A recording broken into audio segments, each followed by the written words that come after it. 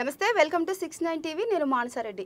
ఇక ఈరోజు వచ్చేసి మనతో పాటు ఉన్నారు sports student federation founder and Telangana state president Shaganti Rajesh garu అయితే మనతో పాటు ఉన్నారు. వారిని అడిగి ఇప్పుడు మిగతా విషయాలు తెలుసుకునే ప్రయత్నం చేద్దాం. నమస్తే అండి రాజేష్ గారు. నమస్తే. ఓకే, మరి మన భారతదేశంలో రాజకీయ పార్టీలు అయితే ఏంటి, కుల సంఘాలు, మత సంఘాలు ఇలా చాలా ఉన్నాయి. మరి ఇలా ఉన్నా కూడా మీరు ఓన్లీ అంటే ఈ స్పోర్ట్స్ ఆర్గనైజేషన్నే ఎంచుకున్నారు కదా, ఎందుకని? నా పేరు Rajesh, sports student federation founder and state ప్రెసిడెంట్ని. చిన్నప్పుడు నేను విలేజ్లో పశువుల కాడికి వెళ్ళి వాళ్ళతో వెళ్ళినప్పుడు అవి అటు ఇటు ఉరుకుతున్న క్రమంలో వాటితో ఉరికి చిన్నగా రన్నర్నై చిన్న విలేజ్లలో స్థాయిలో రన్నర్ పోటీలలో ఫస్ట్ ప్లేస్ సెకండ్ ప్లేస్ కొట్టి అట్లా నన్ను ప్రోత్సహించడం వల్ల నేను నెక్స్ట్ స్టేట్ మీటు అట్లా గేమ్స్ ఆడడం వల్ల చిన్నప్పటి నుంచి ఒక స్పోర్ట్స్ మ్యాన్గా అయినా. సో అలా కావడంతో తర్వాతకి నేను స్కూల్ లెవెల్లో నేను చదివిన మహబూబాద్ జిల్లా సోషల్ వెల్ఫేర్లో, తర్వాతకి ఇంటర్ నర్సంపేట సోషల్ వెల్ఫేర్లో, దాని తర్వాతకి నిజాం కాలేజీలో డిగ్రీ చేస్తూ స్పోర్ట్స్లో రాణిస్తూ నేషనల్స్ ఆడాను, ఆల్ ఇండియా ఆడాను.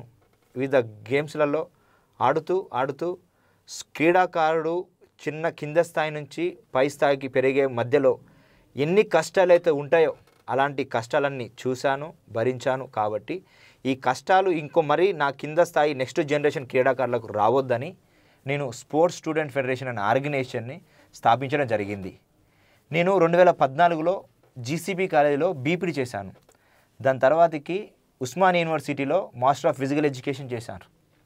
ఇప్పుడు పిహెచ్డీకి ప్రిపేర్ అవుతూ ఈ క్రీడాకారుల సమస్యల కోసం, క్రీడాకారుల యొక్క అభివృద్ధి కోసం ఇప్పుడు ఏదైతుందో మన తెలంగాణ ప్రభుత్వంలో స్పోర్ట్స్ రిజర్వేషన్ సరిగ్గా అమలు కావట్లేదు.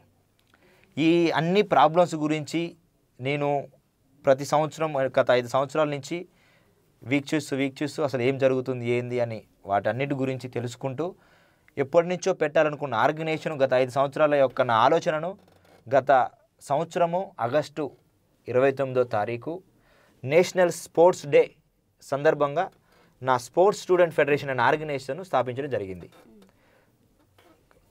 మరి ఈ ఆర్గనైజేషన్ స్థాపించారు కదండి, మరి మీరు అంటే పేద విద్యార్థులకి అంటే పేద వాళ్ళకి ఇస్తారా? అంటే ఇందులో కూడా కొన్ని ఉంటాయి కదా మనకి, మరి అది ఎలా చేస్తున్నారు? అయితే మేడం, ఇప్పుడు స్పోర్ట్స్ని ఉన్నత స్థాయి వాళ్ళు ఉన్నత స్థాయినే యూజ్ చేస్తున్నారు, లేని స్థాయి వాళ్ళు లేనిగానే యూజ్ చేస్తున్నారు. ఉన్నత స్థాయి వాళ్ళు అంటే ప్రో కబడ్డీ వచ్చింది, ఐపీఎల్ వచ్చింది. ఇలా ప్రతి క్రీడను బిజినెస్ చేసుకొని బిజినెస్గా మలుచుకునే సంస్థలు చాలా ఉన్నాయి. సో కింద స్థాయి నుంచి టాలెంటు ఇప్పుడు ఫర్ ఎగ్జాంపుల్ కొందరు చాలామంది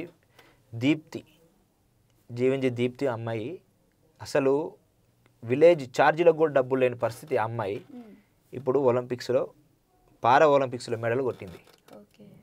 అంటే కింద స్థాయి ఉన్న వాళ్ళని అందరిని ఎంకరేజ్ చేసుకుంటూ టాలెంట్ని ఎంకరేజ్ చేయాలి. అంటే తను మీ దగ్గరే కోచింగ్ అంటే లేదు, మా దగ్గర కాదు మన దగ్గర కాదు. కానీ నేను 2022లో ఉస్మానియా యూనివర్సిటీ కోచ్గా పోయినప్పుడు ఆమె కేయూ తరపున అక్కడికి ఆల్ ఇండియా గేమ్స్కి వచ్చింది. ఇక్కడ తమిళనాడు చెన్నైలో స్పోర్ట్స్ యూనివర్సిటీలో గేమ్స్కి పోయినప్పుడు నేను ఉస్మానియా యూనివర్సిటీ కోచ్, ఆ అమ్మాయి కేయూ నుంచి ప్లేయర్గా వచ్చింది. సో అప్పుడు నాకు ఆ అమ్మాయి పరిచయం, ఆ అమ్మాయిని ఎంకరేజ్ చేయడం జరిగింది. సో వాళ్ళ కోచ్ వచ్చేసి రమేష్ సారు ద్రోణాచార్య అవార్డు గ్రహీత. ఆ సారు ట్రైనింగ్ ఇచ్చి మంచిగా ఎంకరేజ్ చేయడం జరిగింది. సారు కూడా చాలా వరకు కింద స్థాయి పిల్లల్నే ఎంకరేజ్ చేసుకుంటూ వాళ్ళని మెడలు కొట్టించుకుంటూ వాళ్ళకు ఆర్థికంగానో ఎన్నో రకాలుగా వాళ్ళ టాలెంట్ను గుర్తించి అనేక రకాలుగా విద్యార్థుల్ని ఎంతో కొంత ఆయన అభివృద్ధిలో తోడ్పడుతుండు. మరి ఇప్పుడు మీ ఆర్గనైజేషన్లో ఇప్పుడు మీరు ప్రజెంట్ స్కూల్స్ అంటే కోచింగ్ అయితే ఇస్తున్నారు కదా, మరి వాళ్ళలో ఇప్పుడు ప్రజెంట్ అంటే ఎవరు ముందుకు వెళ్తున్నారు ఏంటి?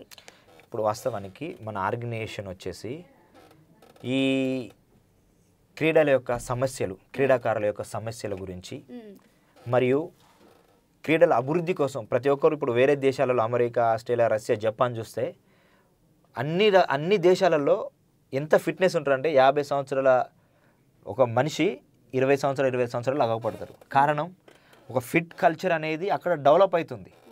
సో మన భారతదేశంలో కూడా ఫిట్ కల్చరు డెవలప్ అయితే ఎంతోమంది ఆరోగ్యంగా ఉండు హాస్పిటల్ ఖర్చు తిరగకుండా చాలా రకాలుగా మెంటల్గా, ఎమోషనల్గా, సైకాలజికల్గా అన్ని రకాలుగా ఫిట్ ఉంటారు. ఫిట్ ఉండడం వల్ల వాళ్ళ పని వాళ్ళు చేయగలుగుతారు.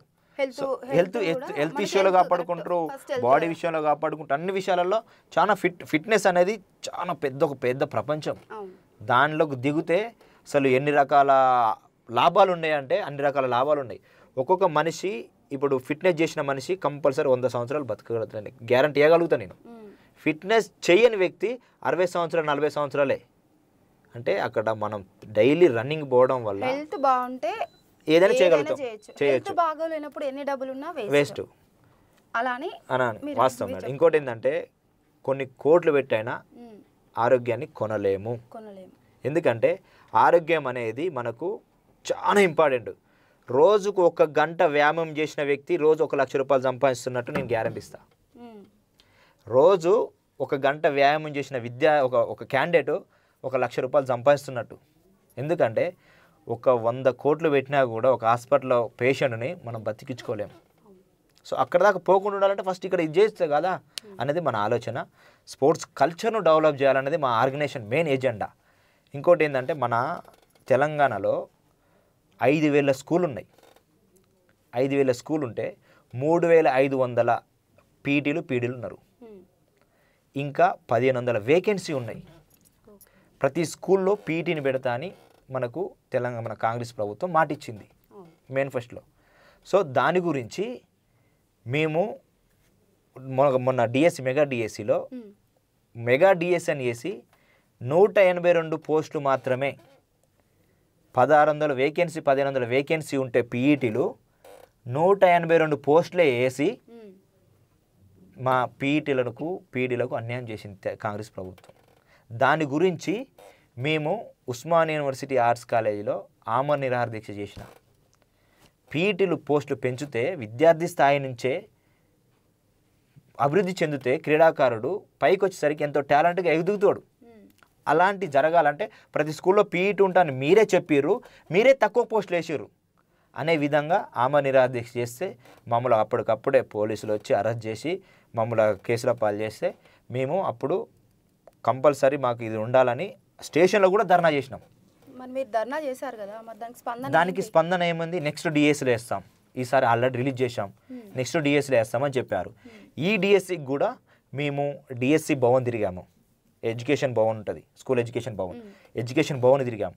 అక్కడికి పోయి కనుక్కుంటే ఏమంటారు అంటే, సార్ ఈసారైనా పోయినసారి మాటిచ్చారు, ఈసారైనా కొంచెం పోస్టులు ఎక్కువ వేయండి, 1,600 వేకెన్సీ ఉన్నాయి మనకు, స్కూల్ పీడీలు అన్ని వేకెన్సీ ఉన్నాయి అంటే వాళ్ళు ఏమంటున్నారంటే ఓన్లీ శాంక్షన్డ్ పోస్టులు 100 లోపే ఉన్నాయి.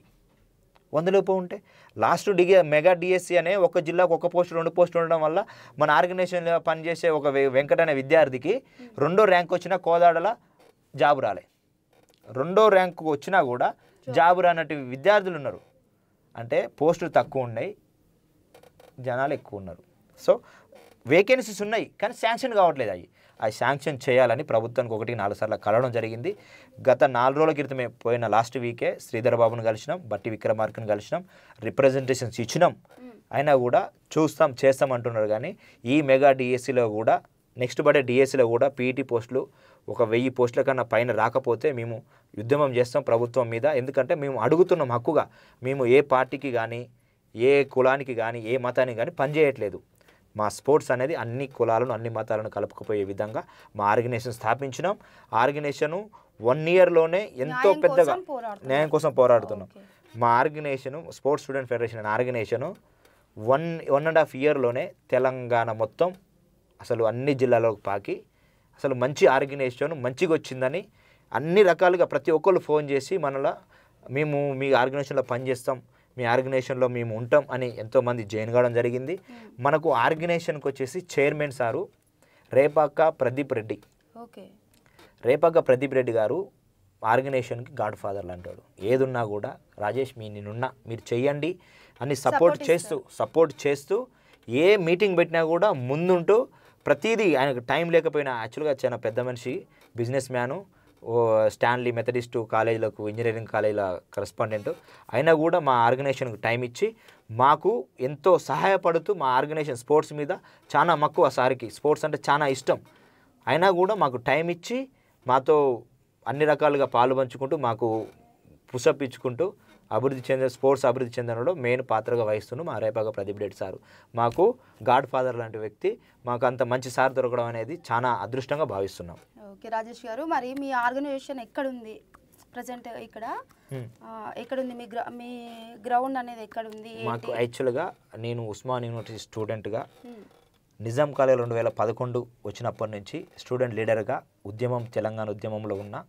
దాని తర్వాతకి 2014 బీపీడీ చేస్తున్నప్పుడు, దాని తర్వాతకి ఎంపీడీ మాస్టర్ ఆఫ్ ఫిజికల్ చేసినప్పుడు ఓయూలకు ఎంటర్ అయిన తర్వాతకి టోటల్ ఉస్మాన్ యూనివర్సిటీ లీడర్గానే తిరుగుతూ ఉస్మాన్ యూనివర్సిటీలో ఉంటూ Osman university ground synthetic ground Tarnaka పక్కనే ఉంటుంది.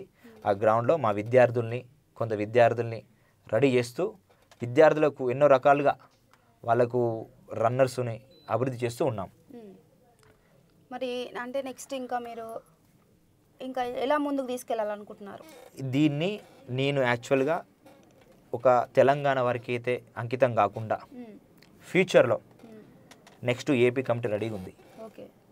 నెక్స్ట్ ఏపీ కమిటీ, దాని తర్వాత కర్ణాటక కమిటీ, దాని తర్వాత తమిళనాడు కమిటీ, అలా ఒక నేషనల్ వైడ్ ఆర్గనైజేషన్, ఒక ఎస్ఎఫ్ఐ లాగా, ఒక ఏబీపీ లాగా అతి త్వరలో ఎస్ఎస్ఎఫ్ స్పోర్ట్స్ స్టూడెంట్ ఫెడరేషన్ అనే ఆర్గనైజేషన్ నేషనల్ వైడ్ వింటది కంపల్సరీ ముందు రోజులో ఆ విధంగా పనిచేస్తుంది.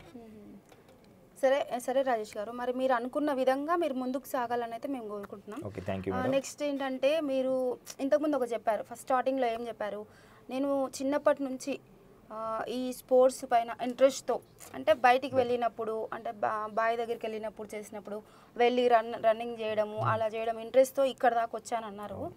మరి మీరు అంటే ఎన్నో కష్ట నష్టాలు ఓర్చి మరి ఇక్కడ దాకా వచ్చినాను కదా, మరి ఎలాంటి కష్టాలు అనుభవించారు? అంటే ఇంట్లో మీకు సపోర్టింగ్ అంటే అమ్మ నాన్న ఎలా ఉండేవారు, మరి మీ సపోర్టింగ్ ఎలా ఉంది అంటే ఫ్యామిలీ పరంగా? ఓకే, మనకు గ్రామ స్థాయిలలో మన పేరెంట్స్ వ్యవసాయం చేసుకునే క్రమంలో వాళ్ళ వ్యవసాయ పనుల మీద పడి వాళ్ళకు ఏమీ తెలియదు. సో మనం సోషల్ వెల్ఫేర్లో చదవడం వల్ల మనకు ఒక ఫిజికల్ డైరెక్టర్ పీఈటీలు ఉండడం వల్ల మనము మార్నింగ్ ఈవినింగ్ గ్రౌండ్ పెట్టడం వల్ల చిన్నగా ఆ సోషల్ వెల్ఫేర్లో ఒక రన్నింగ్ స్టార్ట్ చేసి అప్పుడు 2-3 ప్లేసులు కొట్టడం వల్ల స్టేట్ మీట్లలో చిన్నగా వాళ్ళు మన పీడీలు వంగరవి సార్ ఉండే నాకు పీడీ. సో ఆయన పుషప్ చేయడం వల్ల చిన్నగా ఒక్కొక్క మెట్టు ఎక్కుకుంటూ నేషనల్స్ ఆడినాం. అట్లా నేషనల్ ఆడినప్పుడు మనకు ఎంకరేజ్మెంట్ ఆ కష్టపడే విధానం, ఇప్పుడు మనకు ఒక గేమ్కు సెలెక్షన్స్ పోతే ఆడ మనకన్నా టాలెంటెడ్ ఉంటారు, మనకు పుషప్ కొంచెం తక్కువ ఉంటుంది ఎందుకంటే విలేజ్ స్థాయి కాబట్టి మనకు అంత. సో దాంట్లో రాజకీయాలు ఉంటాయి, అన్ని రకాలుగా ఉంటాయి, గుర్తించాలి. సో మనం చేసిన క్రమంలో మనం అక్కడ అనుభవించే బాధలు, అక్కడ పోతే అకామిడేషన్ ఉండకపోవడమా, ఫుడ్ ఉండకపోవడమా, మనం అక్కడ కరెక్ట్ టైంకు అంటే పోటీలలో మనం పాల్గొనకపోవడం, ఉండే ప్రాబ్లమ్స్ అన్నీ అనుభవించి ఉన్నాం. కొన్ని చాలా వరకు ఏంటంటే ట్రైనింగ్స్ తీసుకొని వస్తుంటారు, కానీ మీరు ఎలాంటి ట్రైనింగ్ లేకుండా మీకు సొంతంగా కష్టపడి మరి ఇక్కడ దాకా వచ్చారని మీరు చెప్తున్నారు. అంతే కదా? ఓకే, ఇందులో మాత్రం అమ్మా నాన్న అంటే వాళ్ళ వరకు వాళ్ళకు ఉంటుంది కాబట్టి నా వరకు నా ఆలోచనతోనే నేను ఇక్కడ దాకా వచ్చానండి అని మీరు అంటున్నారు. అంతే, వాళ్ళ ప్రోత్సాహం ఉందిలే. ఎక్కడికి పోయినా కూడా ఏమనే వాళ్ళు కాదు, ఎక్కడ గేమ్ ఆడిన వచ్చినా కూడా. యాక్చువల్గా నేను ఇంటర్ చదువుతున్నప్పుడు తమిళనాడు నేను సీనియర్ నేషనల్ గేమ్ ఆడదని పోతే మా నాన్న వద్దని చెప్పారు. ఎంత దూరం ఎట్లా పోతావు ఎందుకని మా నాన్న కూడా తిట్టడం జరిగింది. భయపడుతుంది, అంత దూరం చిన్నపిల్లగా నువ్వు ఎందుకు నువ్వు అట్లా పోవద్దు.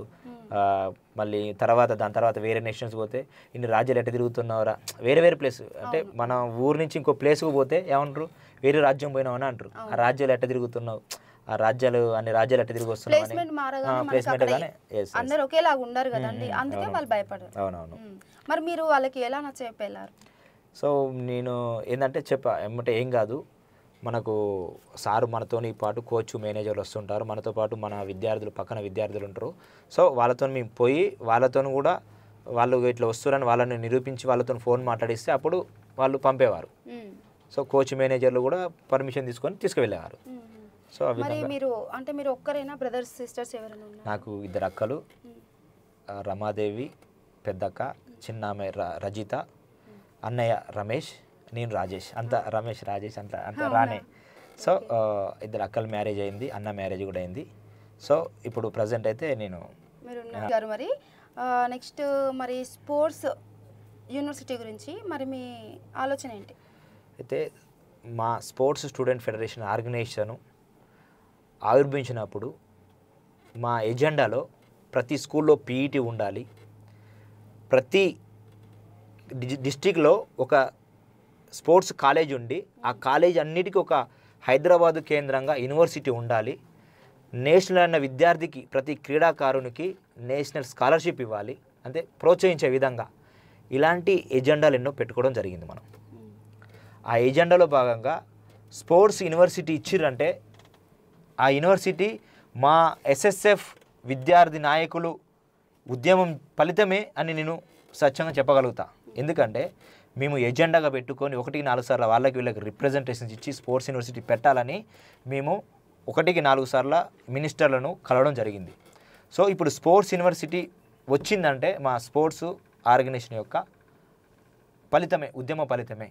ఇంకోటి వచ్చేసిందంటే మనకు స్పోర్ట్స్ యూనివర్సిటీ బిల్లు గత అసెంబ్లీలో శాసనసభలో ప్రవేశపెట్టడం జరిగింది. పెట్టిన తర్వాతకి దాన్ని బిల్లు జీవో రాలేదు, బిల్లు అసలు ఏమీ జీవో తీయకుండా ఎలాంటి లేకుండా డైరెక్టు ఏంది సవరణ బిల్లు అని పెట్టారు.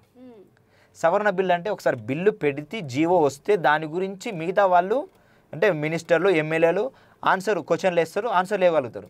అసలు జీవో ఇవ్వలేదు, అలాంటిది అసలు స్పోర్ట్స్ బిల్లు పెట్టలేదు, కానీ డైరెక్ట్ అమల్లోకి రాలేదు, అసలు బిల్లు అమల్లోకి రాలేదు. అసలు బిల్లు పెట్టడం ఫస్ట్ టైం పెట్టడే మొన్న, దాన్ని ఎమ్మటే సవరణ బిల్లుగా పెట్టిర్రు.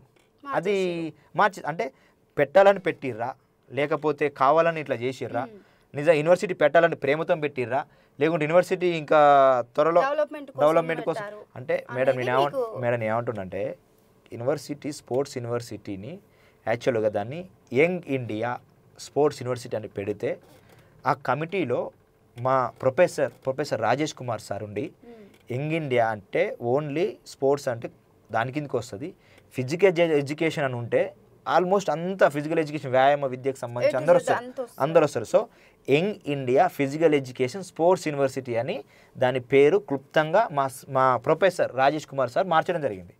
సో ఆయన యొక్క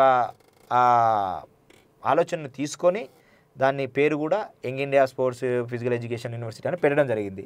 సో దాన్ని డైరెక్ట్ మొన్న బిల్లులో సవరణ బిల్లు ఏందో నాకు అది ఇంకా తెలియట్లేదు దాని గురించి. ఆ సవరణ ఎందుకు పెట్టారు, ఆ జీవో రాలేదు, ఆ బిల్లు పెట్టిన అంటారు, ఆ జీవో లేని బిల్లు ఎక్కడి నుంచి బిల్లు వచ్చిందో అర్థం కావట్లేదు మేడం. అది ఏంటా అని అన్న సందిగ్ధంలో మిగిలిపోయారు. అవునవును, ఆ బిల్లే పెట్టింది డైరెక్ట్ సవరణ అయింది అట్లేగా. ఇంకోటి ఏంటంటే మేడం మనకు స్పోర్ట్స్ యూనివర్సిటీ ఇచ్చినా అంటారు, మేము కూడా ఇవ్వండి తొందర అమలు చేయండి అని అంటున్నాం.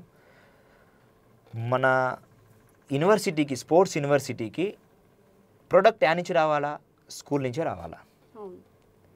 యూనివర్సిటీకి ప్రొడక్ట్ స్కూల్ నుంచి రావాలా. ఇక్కడ విద్యార్థులే చిన్న టాలెంట్తో యూనివర్సిటీకి వెళ్తారు, స్కూళ్ళలో పీఈటీలే లేరు కదా, ఇంకా నీకు ప్రోడక్ట్ యాడ్ నుంచి వస్తుంది అనేది మా ఆలోచన.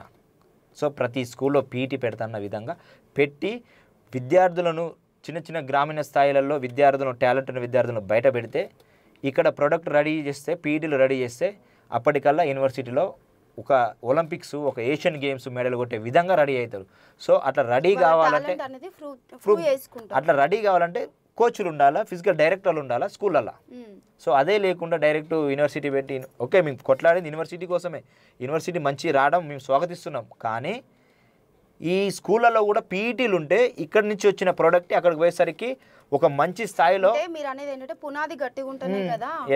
పునాది గట్టిగా అవును మేడం తప్పకుండా అదే పునాది గట్టిగా ఉంటేనే మేడ గట్టిగా నిలబడుతుంది. ఇక్కడ విద్యార్థులకు పీఈటీలు ఉంటేనే స్కూళ్ళలో పీఈటీలు ఉంటేనే ఆ పిల్లల్ని విద్యార్థులను రెడీ చేస్తేనే అక్కడికి వచ్చేసరికి ఏషియన్ గేమ్స్లో ఒలింపిక్స్లో మెడల్ కొట్టే విధంగా రెడీ అవుతారు.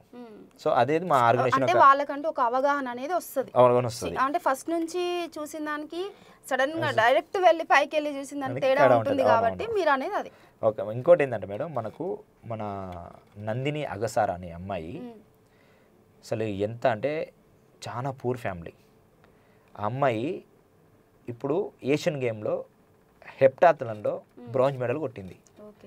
ఎంత కష్టపడితే కానీ ఆ అమ్మాయి పూర్ ఫ్యామిలీ. అలాంటి అమ్మాయికి మేము ఎంతో మేము ఆర్థికంగా లేకపోవచ్చు కానీ మోటివేషన్లో మా ఆర్గనైజేషన్ ఎప్పటికీ సపోర్ట్ ఉంటుందని అమ్మాయి ఫ్యూచర్ 100% ఒలింపిక్స్ ఆడుతుంది. అలాంటి వాళ్ళని మేము సపోర్ట్ చేయడం, కింద టాలెంట్ ఉన్న విద్యార్థుల్ని ప్రోత్సహించడం, కల్చర్ను డెవలప్ చేసాం. మీ ఆర్గనైజేషన్కి సార్ పేరు చెప్పారు కదా, ప్రదీప్ రెడ్డి సార్, తను ఒక్కరే సపోర్ట్ ఉన్నారా, ఇంకెవరైనా సపోర్ట్ ఉన్నారా? మనకు ఆర్గనైజేషన్కి మెయిన్గా రేపాక ప్రదీప్ రెడ్డి సార్ అని ఆయన చైర్మన్, మనం ఆయనని గాడ్ ఫాదర్గా పెట్టుకొని చైర్మన్ పెట్టుకోవడం జరిగింది. అదేవిధంగా co chairman Katam Sunil sir. So ఆయన కూడా అన్ని రకాలుగా ఎలా మీటింగ్ ఎలా చేస్తే బాగుంటుంది, ఏ విధంగా చేస్తే బాగుంటుంది అనేది ఆయన కూడా మాకు మంచి సపోర్ట్ ఇస్తూ ఏ మీటింగ్ పెట్టినా కంపల్సరీ ఉంటాడు సారు, కాటం సునీల్ సారు. దాని తర్వాత చీఫ్ అడ్వైజరు ప్రశాంత్ అని, బిక్కసాని ప్రశాంత్ అన్న, మీటింగ్ ఇలా చేస్తే బాగుంటుంది, ఇలా ఈ పద్ధతి పోతే మనం బాగుంటుంది అనే విధంగా ప్రతిదీ నాకు ప్రోత్సహిస్తూ నేనున్నా అనే బలం ఇచ్చే వ్యక్తులలో మెయిన్ క్యాండిడేట్. అదేవిధంగా ఒంగూరి దామోదర్ అన్న రాజేష్ నేనున్నా, నువ్వు ఏ విధంగా మీటింగ్ చేస్తావో చెయ్యి అనే విధంగా మనకు సపోర్ట్ ఇస్తూ, నువ్వు చేసే మంచి పనుల్లో నేను భాగస్వామ్యం అవుతానని, ఏదున్నా కూడా మనకు అన్న నువ్వు ఇట్లా చేయి అట్లా చేయని అడ్వైజ్ చేయడంలో ఒకటి మనకంటూ మన పైన ఒక కొందరు అంటే గాడ్ ఫాదర్లను లేకుండా వాళ్ళకు ఒక ఆత్మీయులను పెట్టుకోవడం జరిగింది. వాళ్ళకు స్పోర్ట్స్ అంటే మహా ఇష్టం. సో స్పోర్ట్స్ గురించి వాళ్ళు నేను చేసే ప్రతి పనిలోనూ వాళ్ళు ముందుండి నన్ను ప్రోత్సహిస్తున్నారు. ఇంప్లిమెంట్ అంటే వాళ్ళు చేయడానికి సిద్ధంగా ఇంకో నేను చేసే ప్రతి పని కూడా వాళ్ళకి ఫస్ట్ ఎక్స్ప్లెయిన్ చేసిన తర్వాతనే ఇట్లా చేస్తున్నా, ఇది చేస్తే బాగుంటుంది అనే విధంగానే చేసుకుంటూ మేము ముందుకు సాగడం జరుగుతుంది. వాళ్ళ ఒక ఆలోచనలతో వాళ్ళ ఒక అడ్వైజింగ్తోనే ముందుకు చేయడం జరుగుతుంది. మీరు పెట్టి 1.5 year అవుతుంది ఆర్గనైజేషన్ అన్నారు కదా, మరి ఇప్పటి వరకు ఏ ప్రోగ్రామ్స్ చేశారు, మరి అందులో ఏవి సక్సెస్ అయ్యాయి? నేను గత 5 సంవత్సరాల నుంచి నా ఆలోచన ఆర్గనైజేషన్ పెట్టాలనే ఆలోచనతో 5 సంవత్సరాల నుంచి అనుకుంటూ లాస్ట్ ఇయర్ పెట్టడం జరిగింది. అప్పుడు ఫస్ట్ ఆవిర్భావ సభనే పెద్ద ఎత్తున ఉండాలని ఒక 500 మందితో స్టార్ట్ చేసిన. 500 మందితో గెస్టుగా దాసో శ్రావణ్ సార్ని పిలవడం జరిగింది, మళ్ళీ రాజీవ్ సాగర్ సార్ని పిలవడం జరిగింది. ఇలా గెస్టులకు పిలిస్తే వచ్చి ఆర్గనైజేషన్ ఆవిర్భావకు దాసో శ్రావణ్ గారి చేతుల మీదుగా నా యొక్క ఆర్గనైజేషన్ యొక్క లోగోను, నా ఆర్గనైజేషన్ యొక్క జెండా ఫ్లాగ్ను సార్తో ఆవిర్భవించి ఫస్ట్ మీటింగ్ అది ఎంతో సక్సెస్ చేసుకున్నాం. దాని తర్వాతకి యోగా డేస్ చేసినాం. యోగా డేలో ఒక 500 మందితో మన ఇప్పుడు ఎస్సీ కార్పొరేషన్ ప్రీతమన్న గారు గెస్ట్కి వచ్చి మీటింగ్ సక్సెస్ చేశారు. యోగా డే ఎందుకంటే యోగా డే అనేది ఇంత ప్రపంచం మొత్తం చేసుకుంటుంది. ఇలాంటి మంచి ప్రోగ్రాంలు ఇంకా ముందు చాలా జరగాలని, ప్రతి ఒక్కరూ మెడిటేషన్ యోగా చేస్తే మనకు ఫిట్నెస్ వస్తుందని అన్నగారు కూడా సజెషన్ చేయడం జరిగింది. అదేవిధంగా మనకు ఈ డిఎస్సి గురించి, మెగా డిఎస్సి గురించి ఉద్యమం చేయడం జరిగింది. పోస్టులు మాకు ఎక్కువ పోస్టులు ఉన్నా కూడా తక్కువ పోస్టులు వేసి 1600-1500 ఉంటే 182 పోస్టులు వేసి ఒక్కొక్క జిల్లాకు, నాది మహబూబాద్ జిల్లా 2 పోస్టులు ఉన్నాయి మేడం, అట్లా ఒక్కొక్క జిల్లాకు 2-3 పోస్టులు ఉండడం వల్ల నేను జాబ్ రాలేకపోయింది మాకు. సో అలాంటి అవకాశాలు మాకు రాలేదు. సో పోస్టులు పెంచాలని అదొక ఉద్యమం చేయడం జరిగింది. అదేవిధంగా రీసెంట్గా గత డిసెంబర్లో anti drug say to no drug అనే program, say to no drug program గురించి డీసీపీ బాలస్వామి సార్ గారు పిలిచి ఒక 500 మందితో 3K రన్ పెట్టడం జరిగింది. ఎందుకంటే ఇప్పుడున్న సమాజంలో మనం చూస్తూ ఉంటాం రోడ్ల మీద మత్తులో తేలుతూ వాళ్ళు ఎక్కడ పడుకున్నారో ఎక్కడ ఉంటున్నారో తెలియదు, అలాంటి సమాజం ఉంది. సో అలాంటి సమాజాన్ని మనం ఎంతో కొంత మార్చాలంటే సో ఇలాంటి సే టు నో డ్రగ్ పెడితే, ఎందుకంటే మత్తులోకి పోవద్దు, మీ జీవితాలు బాగుపడాలి, మీరు ఇట్లా మత్తులోకి పోవడం వల్ల ఫ్యామిలీలు ఖరాబ్ అవుతున్నాయి, వివిధ రకాల అన్ని రకాలుగా బాధలే ఉంటాయి, ఆయన హెల్త్ బాధనే అలా ఫ్యామిలీ బాధనే. సో అలాంటి బాధలు పడొద్దు అని మేము ఇంతవరకు ఎలాంటి ఏ ఆర్గనైజేషన్ కూడా సమాజం కోసం చేసే ఆలోచన, సమాజం కోసం మంచి పనులు ఎవరు చేసారో చేయలో కానీ మా ఆర్గనైజేషన్ అయితే మేము చేస్తున్నాం. మేము అందరూ పాటలో 100% కృషి చేస్తున్నాం. సమాజం అంటే ముందుకు సాగిపోయే విధంగా మీ వరకు ఎంత అయితే సాధ్యమవుతుందో అంతవరకు అయితే కృషి చేస్తున్నారు, ముందుకెళ్తున్నారు. మరి స్పోర్ట్స్ రిజర్వేషన్లు అయితే మన తెలంగాణలో అంటే వాటి పరిస్థితి ఎలా ఉంది, మరి ఇప్పుడున్న అంటే మన స్టూడెంట్స్కి ఏమైనా అమలు అవుతున్నాయా? మన తెలంగాణ కాంగ్రెస్ ప్రభుత్వంలో ఈ స్పోర్ట్స్ రిజర్వేషన్ అనేది అందరికీ క్రీడాకారులకు అందట్లేదని భావిస్తున్నా. ఎందుకంటే స్పోర్ట్స్ రిజర్వేషను 2% ఉన్నది మన తెలంగాణలో. 2% ఉన్నా కూడా అది అమలు కావట్లే. ఎందుకంటే ఏ విధంగా అంటే మొన్న గ్రూప్ 1 పోస్ట్, గ్రూప్ 2 పోస్టులలో ఏమని ఇచ్చారంటే జీవోలో only international, Asian games, Olympics games, senior national ఆడిన విద్యార్థులకు మాత్రమే ఈ కోటా చెల్లుతుంది, ఈ జాబ్కి ఎలిజిబుల్ అని వాళ్ళు ఇవ్వడం జరిగింది. నెక్స్ట్ మళ్ళీ తర్వాత నేషనల్ ఆడిన విద్యార్థుల పరిస్థితి ఏంది, స్టేట్మెంట్ ఆడిన పరిస్థితి ఏంది, డిస్ట్రిక్ట్ ఆడిన పరిస్థితి ఏంది అంటే కింది స్థాయి దాకా రావట్లే కదా, రిజర్వేషన్ అన్నది అమలు కావట్లే కదా.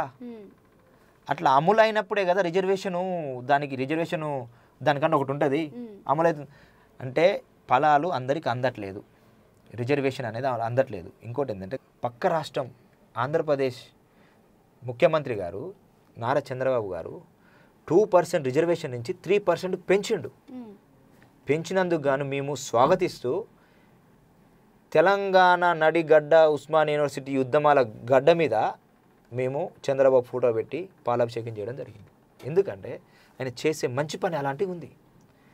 కానీ మన కాడ వచ్చేసి ఉన్న రిజర్వేషన్ 2% అమలు కావట్లేదు సరిగా. మరి దాని గురించి మీరు ఇక్కడ క్వశ్చన్ ఏం రైజ్ చేయలేదా? మేము అడుగుతూనే ఉన్నాం మేడం. ప్రతిదీ గ్రూప్ 1 గురించి 20 కేసులు హైకోర్టులో వేసాం. 1కి 10 సార్లు మినిస్టర్లకు కలిసినాం. సార్ గ్రూప్ 1లో స్పోర్ట్స్ కోటాలో మాకు అన్యాయం జరుగుతుంది అని విద్యార్థులు నాకాడికి ఒక 20 మంది వస్తే వాళ్ళని తీసుకొని మినిస్టర్ల దగ్గరికి పోతే వాళ్ళ వల్ల ఏం కాకపోతే కోర్టుకు వేయడం జరిగింది. వాళ్ళు ఇప్పుడు గెలిచిరు. జడ్జి కూడా ఏంటంటే పక్క రాష్ట్రంలో ఏపీలో స్పోర్ట్స్ రిజర్వేషన్ గ్రూప్ 1 గురించి కేసు వేస్తే వాళ్ళు పాజిటివ్ ఆన్సర్ వచ్చింది. సేమ్ అదే కేసు అదే జీవోని పట్టుకొని అదే జడ్జిమెంట్ని పట్టుకొని వచ్చి తెలంగాణలో కూడా వేస్తే సేమ్ జడ్జిమెంట్ వచ్చింది, మీరు ఎలిజిబులే, స్పోర్ట్స్ కోటాకి ఎలిజిబులే అని వాళ్ళకు కూడా రావడం జరిగింది. వాళ్ళకు కూడా ముందు రోజుల్లో జాబులు వస్తాయి. మరి ఇప్పుడున్న ప్రభుత్వం ఎలా ఉంది, అప్పుడున్నది ఎలా అంటే ఈ రెండిట్లలో మీరు ఏమనుకుంటున్నారు, ఏది బాగుంది? అయితే మేడం టీఆర్ఎస్ ప్రభుత్వంలో 10 సంవత్సరాల 9.5-10 సంవత్సరాల కాలంలో స్పోర్ట్స్ గురించి పట్టించుకున్న నాదులు అయితే ఎవరు లేరు. ఎందుకంటే ఎడ్యుకేషన్నే పక్కకు పెట్టిరు. దాంట్లో ఎడ్యుకేషన్లో ఇది ఒక స్పోర్ట్స్ అనేది ఒక ఎడ్యుకేషన్ మొత్తం విచ్చలవిడిగా వదిలిపెట్టారు, ఖరాబ్ అయిపోయింది. ఈ ప్రభుత్వం అంటే లాస్ట్ 10 సంవత్సరాలలో 2017-18లో డిఎస్సి పోస్టులు వేస్తే ఒక 400 జాబులు వచ్చినాయి. 10 సంవత్సరాలలో 400 జాబులు వచ్చినాయి. ఈ 2023-24లో ఒకే సంవత్సరంలో కాంగ్రెస్ ప్రభుత్వంలో 1100 జాబులు వచ్చినాయి.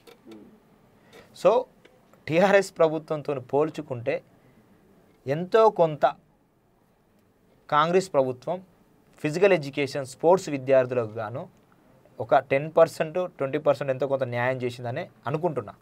అప్పటికన్నా ఇప్పుడున్న ప్రభుత్వం అయితే ఆలోచన అయితే చేసింది అని అంటున్నారు. అవును, ఇంకా పోస్టులు వేయట్లే మేడం, అది కూడా వేయాలి అని మీరు ఆలోచన. అయితే మనకు ప్రైమరీ స్కూళ్ళు, అప్పర్ ప్రైమరీ స్కూళ్ళు, ఇంటర్, డిగ్రీ, గురుకులాలు, మోడల్ స్కూళ్ళు, ప్రతి స్కూల్లో ఫిజికల్ డైరెక్టర్ ఉండాలి అని పెడితే మన తెలంగాణలో ఎంతోమంది బీపీడీ ఎంపీడీ చేసిన విద్యార్థులు మినిమం 1-2 లక్షల పైన ఉన్నారు. ప్రతి ఒక్కరికి జాబ్ వస్తుంది. కానీ అక్కడ బడ్జెట్ లేదని ఎలాంటి పోస్టులు కానీ రిలీజ్ చేయడం జరగట్లే. కేవలం బడ్జెట్ పరంగా ఆలోచించి రిలీజ్ చేయట్లేదు. అవును. ఇప్పుడున్న స్కూల్స్ని బట్టి చూస్తే గేమ్స్ అనేది ఉండదు, గ్రౌండ్ అనేది లేదు. మరి దాని గురించి మీరేమంటున్నారు? వాస్తవానికి విద్యార్థులకు చిన్నప్పటి నుంచే క్రీడలపైన మక్కువ ఎక్కువ. ఎందుకంటే మన పిల్లలకు అటురుక ఇటురుక అటు గంతులాడు ఇటు గంతులాడే మన పిల్లలకే స్పోర్ట్స్ మీద ఆటల మీద మంచి ఇంట్రెస్ట్ వస్తుంది. అలాంటి పిల్లలనే ప్రతి స్కూల్లో కూడా చిన్నగా టాలెంట్ చిన్నప్పటి నుంచే పీఈటీ ఉండి ఒక పీడీ ఉండి ఒక గ్రౌండ్ ఉంటే మంచి విద్యార్థులు అంటే వాళ్ళకి రిలాక్సేషన్ కూడా ఉంటుంది అవును కదండి. రిలాక్సేషన్ అంటే మార్నింగ్ నుంచి ఈవినింగ్ వరకు చదువు అదే చదువు చదువు చదవడం కాకుండా మధ్యలో ఒక డ్రిల్ పీరియడ్ అనేది ఒకటి Period ఉంటే ఉంటే, అవును. వాళ్ళకి ఏంటంటే ఉత్సాహం వస్తుంది. ఉత్సాహం వస్తుంది. ఆ తర్వాత గేమ్స్ పీరియడ్ తర్వాత మళ్ళీ స్టడీ అవర్స్ అని పెట్టిన తర్వాత వాళ్ళకు కూడా ఒక ఇంట్రెస్ట్ వచ్చి అంతసేపు ఆడుకునే ఆహ్లాదకరంగా ఉంటారు కాబట్టి స్టడీ పైన కూడా కొంచెం ఇంట్రెస్ట్ చూపుతారు. అయితే లేదు మొత్తం అదే అంటే బడేనో బడన్ అవుతుంది. అయితే చిన్న చిన్న పిల్లలకే ఇంత సోడా బుడ్లు కళ్ళు కలజోళ్ళు అవును చిన్న చిన్న ఏజ్లోనే డయాబెటీస్, చిన్న చిన్న ఏజ్లోనే బీపీ, చిన్న చిన్న ఏజ్లోనే ఫెబ్బి అంటే ఓన్లీ చదువు చదువు చదువు అని పేరెంట్స్ అయినా స్కూల్లో పోతే స్కూల్లో టీచర్లు అయినా చదువు మీద ఇంట్రెస్ట్ పెడుతురే కానీ పీటీ ఒక గ్రౌండ్లో పిల్లలకు ఎవరు ఆలోచించట్లేదు. పేరెంట్స్ మీరు కూడా మనం ఏ స్కూల్కి పంపుతున్నాం, ఆ స్కూల్లో గ్రౌండ్ ఉందా, ఆ స్కూల్లో పీఈటీ ఉన్నాడా, ఆ పీఈటీ పిల్లల్ని ఆడిపిస్తుండా అనే విధంగా మనం ఒకసారి చెక్ చేసుకోవాలి. మనకు మెంటల్గా ఎంత స్టడీ ఇంపార్టెంటో ఫిజికల్గా కూడా మనకు అంతే ఇంపార్టెంట్. చాలా వరకు తల్లిదండ్రులకు అవగాహన ఉండదండి. అంటే స్కూల్స్ పైన మెయిన్గా అప్పటి స్కూల్స్కి ఇప్పటి స్కూల్స్కి చాలా తేడా ఉంది కాబట్టి వాళ్ళకి అవగాహన అనేది ఉండదు. వాళ్ళు ఏం ఆలోచిస్తున్నారంటే అరే వాళ్ళ బాబు ఈ స్కూల్ అంట, ఆ స్కూల్కి పంపించాలి. ఇంకొకటి ఏంది, మా బాబుకి 1 lakh అని చెప్పగానే అమ్మో మేము 50,000 కడుతున్నాం కదా మామూలు స్కూలే అనుకుంటారేమో అని ఎంతో కష్టపడి ఆ 1 lakh కట్టి అదే స్కూల్కి పంపిస్తున్నారు. ఇది వాళ్ళు ఆలోచించే చాలా వరకు. అంటే కొందరు ఇలా ఆలోచిస్తున్నారు, కొందరు అలా ఆలోచిస్తున్నారు. వాళ్ళని తప్పు పట్టట్లేదు. ఇప్పుడున్న జనరేషన్లో అలా ఉన్నారు పేరెంట్స్ కూడా. ఓకే మేడం, ఇప్పుడు చెప్పండి మేడం. ఇప్పుడున్న జనరేషన్ అయితే పేరెంట్స్ కూడా చాలా టెక్నాలజీ పెరిగి ఒక్కొక్కరు ఇప్పుడు ఎవరు పెద్ద ఫోన్ లేకుంటే ఎవరూ లేరు. అంటే ఎన్నో రకాలుగా సోషల్ మీడియాలో యూట్యూబ్లో అన్ని రకాలుగా చూస్తూ ఎంతో నాలెడ్జ్డ్గా టెక్నాలజీగా పెరిగిన వాళ్ళే ఉన్నారు. అలాంటిది ఈ గ్రౌండ్ లేని స్కూల్కి పంపుతున్నాం అనేది ఒక చిన్న ఆలోచన అయితే వాళ్ళకి రావట్లేదు మేడం. పోయిన నెల చూద్దాము, ఒకటే నెలలో ఒక 10 మంది విద్యార్థులు చనిపోయారు. కారణం ఏంటంటే వాళ్ళకు ఫిజికల్గా ఫిట్నెస్ లేకపోవడం వల్ల వాళ్ళు చిన్న చిన్న విషయాలకి ఎమోషనల్ అయ్యి స్ట్రెస్గా అంటే వాళ్ళ యొక్క మైండ్ని చిన్న చిన్న విషయాలకే స్ట్రెస్గా ఫీల్ అట్లా సెన్సిటివ్ కాకుండా ఉండాలంటే స్పోర్ట్సే కదా. సో అలాంటి విద్యార్థులు చిన్న చిన్న పిల్లలు పాపం సూసైడ్ చేసుకొని ఫ్యాన్లో కూరేసుకొని బిల్డింగ్ల మీకు అంటే పేరెంట్స్ కూడా మేడం, నేను ఏమంటున్నా అంటే పేరెంట్స్ తప్పు పట్టట్లే కానీ పేరెంట్స్ కూడా ఇలాంటి కాలేజీలో వేస్తున్నాం మేము. వాళ్ళు అంటే పోటీతత్వం చదువు మీద పోటీ అవుతుంది కానీ నా బాబు ఆరోగ్యం ఎట్లుంది, తినట్లేదా మేడం చెప్పకూడదు. కానీ నారాయణ శ్రీ చైతన్య కాలేజీలలో ఇంటర్ విద్యార్థులకు పిఓసి మన ఉంటారు కదా, ఒక 5-6 నెలలు 8 నెలలు ఎట్లా మేడం? అలాంటి సిచ్యువేషన్స్ మన పేరెంట్స్ కూడా పట్టించుకోకుండా చదువు కోసమే వాళ్ళని బలి చేస్తుంటే ఎట్లా మేడం? ఇది తప్పు. అంటే నేనేమంటానంటే విద్యార్థులకు ఫిట్నెస్ ఎమోషనల్గా, మెంటల్గా, ఫిజికల్గా అన్ని రకాలుగా ఉంటేనే విద్యార్థి చదువుకోగలుగుతాడు. ఆరోగ్యంగా ఉంటే ఏమైనా సాధించగలుగుతాడు. ఫస్ట్ ఆఫ్ ఆల్ మనశ్శాంతి అది ఉంటేనే ముందుకెళ్తారు. ఎవరైనా ఇన్ కేసు మనమైనా పిల్లలైనా ఎవరైనా వాళ్ళది మైండ్ అనేది కొంచెం వాళ్ళది ఎంత అండి చిన్న బుర్ర కాబట్టి వాళ్ళకు కూడా కొంచెం అనేది చూడాలి. అంటే మేడం ఫిట్నెస్ ఎంతో కొంత మనం ఆటలు ఆడిపిస్తుంటే ఆ గ్రౌండ్లోకి పంపుతుంటే ఆటోమేటిక్గా వాళ్ళది బాడీ అనేది హార్ట్ బీట్ అనేది ఆ గేమ్స్కి అలవాటు అయ్యి ఎంత ఎమోషన్ వచ్చినా ఈ హార్ట్ బీటు అక్కడ టెన్షన్ తట్టుకోగలుగుతుంది. కానీ ఏంటంటే ఇప్పుడు పిల్లలకు పోక మెట్లు ఎక్కగానే హార్ట్ బీట్ పెరుగుతుంది, పెరిగి వాళ్ళకు ఫెబ్బి ఉండడం ఇలాంటివి జరుగుతున్నాయి. సో నేనేమంటున్నానంటే ఇలాంటి కాలేజీలు స్కూళ్ళు మూసేయాలి. అదేవిధంగా మా స్పోర్ట్స్ స్టూడెంట్ ఫెడరేషన్ ముందు రోజులలో పెద్ద ఉద్యమం చేయబోతుంది. 100% చేస్తుంది కూడా. ఎందుకంటే గ్రౌండ్ ఉంటే ఫిజికల్ డైరెక్టర్ పీటీలు ఉంటేనే పర్మిషన్ ఉండాలి ఆ కాలేజీకైనా స్కూల్కైనా యాక్సెప్ట్ చేయాలి. లేకపోతే సెల్లార్లో పెడుతున్నారు మేడం. సెల్లార్లో బ్రీతింగ్ ఆడుతుందా, సెల్లార్లలో కంఫర్ట్ ఉంటుందా, చిన్న చిన్న గోడలు ఉంటాయి, గ్రౌండ్ ఉన్నంత కంఫర్ట్ ఉండదు. సో మళ్ళీ ఏం చేస్తారు, ఏదన్నా స్కూల్కి పోయి అడిగితే పక్కనే జిహెచ్ఎంసీ గ్రౌండ్ ఉంది, మేము వీక్లీ తీసుకుపోతాం అంటారు, కానీ తీసుకుపోయేది లేదు, చేయలేదు. అంటే ఈ మెయిన్గా మాటలకే చెప్పాలంటే మార్నింగ్ 7కి వెళ్తారు, ఉమ్. మళ్ళీ ఈవినింగ్ ఈవినింగ్ 7కి 7కి వస్తారు. 7 తర్వాత కూడా మళ్ళీ పేరెంట్స్ ఏం చేస్తారు, మళ్ళీ ట్యూషన్ అని ట్యూషన్ పంపిస్తారు. పంపిస్తారు. అదొక 1 అవర్ అలా. అవునవును అవునవును వాళ్ళు వచ్చేది ఎప్పుడు, ఉండేది ఎప్పుడు, వాళ్ళకి ఇంకెక్కడ దొరుకుతుందండి. లేదు, మీరు దొరకదు. చెప్పిన విధంగా నిజం కాడికైనా వాళ్ళకి గేమ్స్ అనేది కనీసం కంపల్సరీ ఒక half an hour 1 hour compulsory compulsory ఉండాలి. ఉండాలి. కానీ ఇప్పుడు ఉన్న జనరేషన్లో అది ఎక్కడ లేదండి. మ్యాక్సిమం నేను చూస్తున్నాను కదా, మా బాబు కూడా ప్రతిరోజు అదే అడుగుతారు, ఎలా ఉంది నాన్న మరి స్కూల్ అంటే, అంతా బాగుంది కానీ మమ్మీ మాకు గేమ్స్ లేవు. ఉమ్. అదొక్క క్వశ్చన్ వాడి దగ్గర అదొక్కటే వస్తుంది. అంటే నెగిటివ్గా, అంటే ఏదో డల్గా ఫేస్ పెట్టుకొని అదొక్కటే నాకు ప్రాబ్లం మమ్మీ. చిన్నపిల్లలకు ఆటల మీద బాగుంటుంది. అవును ఒక చిన్న బాల్ ఇస్తే కదా వాళ్ళే ఆడుకుంటారు. అవును. అంటే అలాంటి ఇంట్రెస్ట్ ఉన్న పిల్లల్ని చిన్నప్పుడే వాళ్ళని ప్రోత్సహించాలా. ఎందుకంటే వాళ్ళని చదువుకి అంకితం. ఎందుకంటే ఇప్పుడు రోజులలో ఫోన్లు పట్టిరంటే ఆ ఫోన్లలో చూసి చూసి చూసి కళ్ళజోళ్ళు వస్తున్నాయి. అసలు అన్ని బంధాలే మర్చిపోతున్నారండి. అందుకనే మేడం స్పోర్ట్స్ని ఫస్ట్ అంటే మనం ఏది ఫోన్లలో మన లాస్ట్ ఇయర్ చూస్తుంటాం ఏపీ ఎలక్షన్లలో ఒక కేతిరెడ్డి సంథింగ్ ఎమ్మెల్యే గారు ఏం ఆట ఆడుతున్నారు అంటే మా అమ్మ ఫోన్ ఇవ్వట్లేదు అంటున్నాడు. సో అలాంటి సిచ్యువేషన్ ఫోన్లో కాదురా, నువ్వు ఫిజికల్గా ఇంత లడ్డు నువ్వు ఏం ఆడుతావురా అంటే ఏం ఆడను, ఫోన్లు ఇవ్వట్లే, ఫోన్లు ఆడుతున్నా సార్. అలాంటి అంటే పేరెంట్స్ కూడా ఫోన్లు కూడా అలవాటు చేయడం జరుగుతుంది. పిల్లలకు ఫోన్లు చాలా దూరం పెట్టాలి. అడిక్ట్ అయిపోతారు, అందరూ అడిక్ట్ అయిపోతారు. సో ఆ ఫోన్లను కూడా దూరం పెడితే పిల్లలకు ఫోన్ ఇచ్చే వాళ్ళు మొబైల్ ఇస్తేనే తింటున్నాడు మా బాబు అంటున్నారండి. అవును, అలా అక్కడ దాకా వచ్చింది పరిస్థితి మేడం. ఇంకో అంటే ఏం జరుగుతుందంటే గార్భం ఎక్కువైపోతుంది. ఆ గార్భం వల్ల చెడిపోతున్న ఆలోచన మర్చిపోతారు పేరెంట్స్. నా కొడుకు కదా, నా కొడుకు కానీ నీ కొడుకే కానీ మరి ఖరాబ్ అవుతుంది కదా అనేది ఆలోచించట్లే. సో నేనేమంటున్నానంటే పిల్లలకు బెదిరించో కొట్టో అయినా సరే పిల్లలను ఫోన్ నుంచి దూరం చేసి ఆటలాడుకునే విధంగా, గ్రౌండ్కి పోయే విధంగా. ఒకప్పుడు ఏంటి, ఉమ్మడి కుటుంబం ఉండేది, అంటే ఇంట్లో పెద్దవాళ్ళు ఉండేది. అయితే వీళ్ళే ఇప్పుడున్న జనరేషన్ అనేది వాళ్ళు ఎవరు లేరు. ఏమైనా హస్బెండ్ అంటే వైఫ్ అండ్ హస్బెండ్ పిల్లలే ఉంటున్నారు. వీళ్ళు ఉరుకుల పరుగుల జీవితాలు. పొద్దున్న లేసి వీళ్ళు వెళ్తారు, వాళ్ళని పంపిస్తారు. ఇంటికి వచ్చిన తర్వాత వాళ్ళు ఏమైనా సతాయిస్తారేమో అని చెప్పేసి మొబైల్ ఇస్తారు. ఇది అక్కడ మెయిన్గా చెప్పాలంటే అప్పుడు ఉన్నదానికి ఇప్పుడు నాకు తేడా ఇదే. పెద్దవాళ్ళు ఉంటే వాళ్ళతో ఆడిస్తారు, బయటికి తీసుకెళ్తారు, ఇవన్నీ ఉంటాయి. ఇప్పుడు ఏముందండి, డోర్ వేసినామా కథం ఇంట్లో ఉన్నామా అంతే అయిపోతుంది. సో ఇప్పుడు ఇట్లా మన పిల్లలకు ప్రేమానురాగాలు దూరమైనాయి. వాస్తవానికి పేరెంట్స్ను కొట్టే పిల్లలు కూడా రెడీ అయినారు ఈ జనరేషన్లో. సో మనమే 1-4 సార్లు అంటే మన పిల్లల్ని మోటివేషన్ చేసి మనం ఎక్కడి నుంచి వచ్చినాం, మనం పేరెంట్స్ని ఎట్లా గౌరవిస్తున్నాం, మన తాతలను ఎట్లా గౌరవిస్తున్నాం అనేది వాళ్ళకు నేర్పాలి పిల్లలకు. అట్లా నేర్పితే కానీ మన పిల్లలు మన అందుబాటులో ఉండి మనం చెప్పినట్టు నడుచుకుంటారు. సో మీరు కూడా మన పిల్లలకు మంచి పద్ధతిలో గేమ్స్కి పోయే విధంగా చేయండి. నా కింద చాలామంది పిల్లలు ఉన్నారు, ట్రైనింగ్ ఇస్తుంటాం మేము కూడా.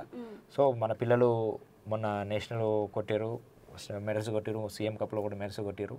సో నేను గత నెలలో ఈ నెలలోనే ఇది డిసెంబర్ 26 నుంచి 30 దాకా భువనేశ్వర్ ఉస్మాన్ యూనివర్సిటీ కోచ్గా వెళ్ళొచ్చాను. సో ప్రతి సంవత్సరం ఉస్మాన్ యూనివర్సిటీ కోచ్గా వెళ్తుంటాను. నేనేమంటున్నానంటే మనకు గ్రౌండ్ ఉన్న స్కూళ్ళను మాత్రమే పర్మిషన్ ఇచ్చి, గ్రౌండ్ లేని కాలేజీలు ఏవైతే ఉన్నాయో, స్కూల్ ఏవైతే ఉన్నాయో ప్రభుత్వం చర్య తీసుకొని వాటికి గ్రౌండ్ ఉండే విధంగా, పీఈటీలు ఉండే విధంగా చర్య తీసుకొని ప్రతి డిఈఓకి ప్రతి ఎంఈఓకి ఒక పద్ధతిలో మీ గ్రౌండ్ ఉండాలి, పీఈటీ ఉండాలి, అన్ని రకాలుగా పిల్లలకు ఫిజికల్ యాక్టివిటీస్ చేసే విధంగా అనేది ఒక ప్రోటోకాల్ చెప్పాలని మా ఆలోచన. ఇంకోటి మేడం, మన జిఎల్ పోస్టుల గురించి మాట్లాడతా. జేఎల్ జూనియర్ లెక్చరర్ పోస్టులు. జూనియర్ లెక్చరర్ పోస్టులు గత ప్రభుత్వం 186 పోస్టులు మాత్రమే రిలీజ్ చేయడం జరిగింది. రిలీజ్ చేసిన తర్వాతకి ప్రభుత్వం పడిపోయి కాంగ్రెస్ ప్రభుత్వం వచ్చింది. అప్పుడు ఏం జరిగిందంటే ఆ టైంలో ఆ రిలీజ్ అయిన క్రమంలో మేము బీపీడీ ఎంపీడీ చేసి మళ్ళీ ఇంకో పీజీ కూడా చేయాలని జీవోలో రావడం జరిగింది. అంటే బీపీడీ 2 years, ఎంపీడీ 2 years, మళ్ళీ ఎక్స్ట్రా పీజీ 2 years. అంటే ఒక జేఎల్ పోస్టుకు 6 సంవత్సరాలు చదవాలి. అది వేరే పీజీ వాళ్ళు అయితే ఒక 2 years పీజీ చేసి ఉంటే చాలు. అంటే మాకు ఒక న్యాయం, వాళ్ళకు ఒక అన్యాయంగా చేయడం జరిగింది. దాని గురించి ఎంతోమంది కోర్టుకి వేస్తే ఆ కోర్టు కూడా ఇదేంది లాజిస్ట్ను లాగా ఒక 2 ఇయర్స్ ఉంటుంది, తర్వాతకి డైరెక్ట్ ఎల్ఎల్ఎం చేసుకోవచ్చు కదా. అలాంటి పద్ధతిలో వీళ్ళకి కూడా అట్లా కరెక్ట్ కాదని జీవోని కొట్టేసి, అంటే నోటిఫికేషన్ ఏదైతే అందరికీ ఉందో ఒకేలాగా ఒక విధంగా చేయడం జరిగింది. సో మళ్ళీ ఏం చేసింది ప్రభుత్వం, కాంగ్రెస్ వచ్చిన తర్వాతకి ఆ నోటిఫికేషన్ కూడా రద్దు చేసింది. రద్దు చేసి కొత్త నోటిఫికేషన్ ఇస్తానని మేము 1కి 4 సార్లు మహేందర్ రెడ్డి టీఎస్పీ ఏమన్నా ఉండే కదా, టీఎస్పీఎస్సి, ఆయన కలిస్తే నోటిఫికేషను వస్తుంది మీకు త్వరలో. ఈ నోటిఫికేషన్లు ఏదైతే గ్రూప్ 1 గ్రూప్ 2 అవన్నీ కొట్టేసి కొత్త నోటిఫికేషన్ ఎట్లయితే ఇచ్చినామో నెక్స్ట్ జైలు కూడా అట్నే ఇస్తుందని గత 5 నెలల క్రితం చెప్పడం జరిగింది. ఇంతవరకు నోటిఫికేషన్ లేదు, ఏం లేదు. సో జైలు పోస్టులు కూడా 306 పోస్టులు ఉన్నాయి.